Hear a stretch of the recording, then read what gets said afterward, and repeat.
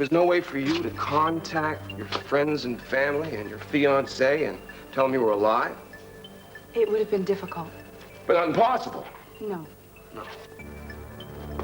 Well, then, would you please explain to the court why you wanted your fiancé and your family to think you were dead? There was a lot of snow in the mountains. It was almost impossible to contact anyone. I was hurt. I couldn't walk. I had read a newspaper article where my family and my fiancé thought I was dead. Look, it's impossible for me to go over and tell you what was going on in my mind at the time. I mean, I can't even tell you. I just didn't want to hurt anybody. Now, least of all, your fiancé. While you're up in the mountains, did you stop loving him? No. No? You didn't stop loving him? Did you just start loving him less? No. So, well, let me guess here. I think that maybe that it was because of your handicap that you wanted him to think that you were dead. Yes.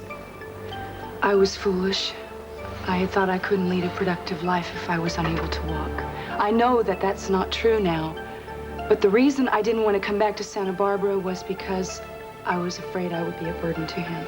Mm-hmm. And you knew that he would accept you, marry you with his handicap because he loved you that much. Yes. And Mr. Castillo is a virile man with sexual needs that need to be met, and you, perhaps with your disability, with half of your body being paralyzed, you didn't think you could satisfy these needs. I never... Objection, Your Honor. Badgering the witness. I'm badgering the witness? I'm not badgering the witness. I'm simply trying to establish the defendant's need of a woman. It is crucial to the state's case. Objection overruled. Answer the question, Miss Capwell. I don't remember the question. Oh, well, then I'll rephrase the question for you. When you were up in the mountains, the reason you didn't come to Santa Barbara was because you were afraid you couldn't satisfy the defendant's sexual needs, yes or no? Yes, but there was a... And when you got back to Santa Barbara, you found out that you were right about the defendant's sexual needs. I don't know what you're talking about. Well, okay. Then let's retrace your steps here. You came back to Santa Barbara. What was the first place you went to? And remember, you're under oath. I went to the beach house. The defendant's beach house? Yes. Was he there? No. Where'd you go next? To his office. The agency. Yes. You're right. Was he? I mean, you had a reunion there. Is that what happened? A tearful reunion? Was he there? No. Well, where did you go next? To the hotel. Oh, is this the hotel that Elena Nicholas was at? Yes, right. Yes, yeah, that's a coincidence, isn't it? I went to her room. To see your fiancé? Yes. Was he there? No. All right, well, then where did this magic moment happen when you met him? Where was he? I went back to the beach house and I saw him there. And the two of you had a tearful, joyful reunion? No. Why not? I just didn't think it was the right time. Oh, well, so then you saw him, but he didn't see you. That's correct, isn't it? Yes. Was he alone? No. Oh, please, let me guess this. Who was... I guess that he was with Elena Nicholas. Am I correct? Yes. And you had come all this way from the mountains of Utah, from the dead, to go back into life with your fiancé. I mean, you were highly motivated. You were dying to get back to him. Now what in the world could Elena Nicholas and Cruz Castillo be doing that could have stopped you? Objection, Your Honor. I see no grounds for an objection here. Answer the question, Miss Capwell. I'll state it again. What was Cruz Castillo and Elena Nicholas doing that stopped you? Kissing, I think. Kissing, you think? Getting ready to make love?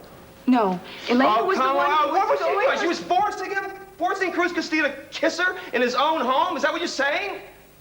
No, I ran away. I didn't really see what happened. I was gone. You were gone before they started to make love, right? Objection, Your Honor. It calls for speculation. The witness has already stated that she left. What may or may not have happened then is speculation. Sustained. Oh, well, I'll rephrase the question. Did you think that Cruz Castillo and Elena Nicholas were going to make love?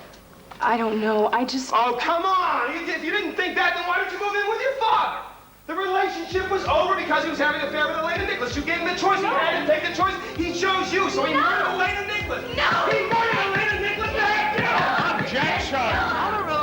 No further questions.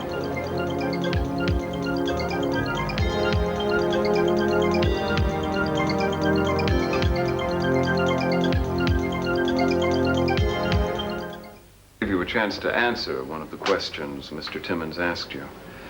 Why did you move back into your family's home when you returned to Santa Barbara? When I came back to Santa Barbara, I had managed to walk with a cane. But I fell and I hurt myself. I had to go to the hospital. All the doctors that were called in said that I would never walk again. And you were again reluctant to inflict your disability on your fiancé. Yes. When did you realize the disability was no longer an issue? There was an incident where Cruz was almost killed. I couldn't bear the thought of living without him. I just couldn't stay away from him. You never stopped loving him. Never. Did you ever believe that he was having an affair with Elena Nicholas? No. She came to me and she told me that she wanted him. She basically told me to step aside. I know in my heart and in my mind that he has always been loyal to me. Even thinking I was dead, he was loyal to me. I will never, ever love anyone else. Never. No further questions, Your Honor.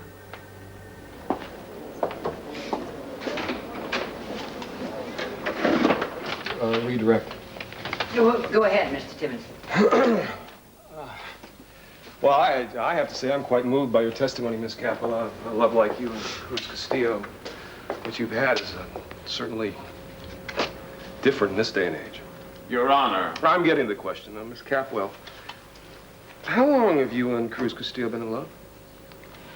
At least 3 years. Well, you're both very lucky. 3 years? Well, I see. And you just testified under oath that Mr. Castillo will be loyal to you and your love even after he thought you were dead. Yes. Well, then this information I have here must be faulty in some way. I mean, a little over a year ago, Mr. Castillo, your lover unto death, was married to Santana Andrade. Did they give me the wrong dates here? No. Well, I also have a statement here that was witnessed by several people, yourself included, I believe, and it's a statement Miss Andrade made and Mr. Castillo confirmed. Miss Andrade, you said, and pardon the language, but this is a quote. "You love my body, Cruz. When you made love to me, you told me how much you love my body and how beautiful my breasts are. Isn't that true, Cruz?" End of quote. Mr. Castillo responded, "Yes, I love your body. You have beautiful breasts." Objection! I suppose they could have been just friends. Objection, Your Honor. The accused was under duress at the time. Strike Mr. Timmons' statement from the record. No more questions.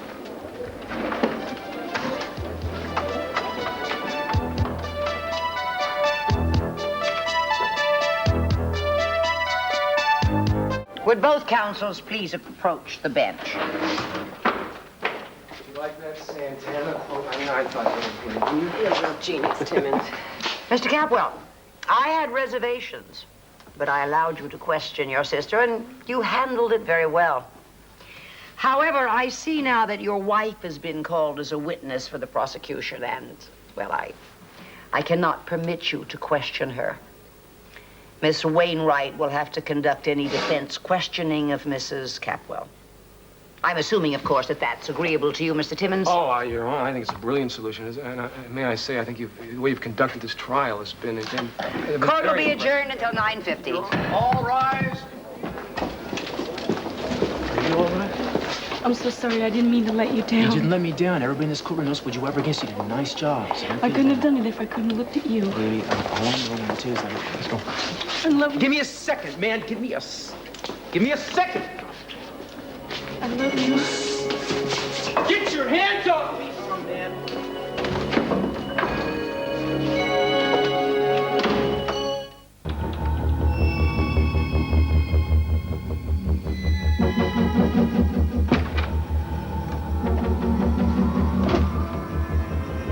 Cruz? Cruz?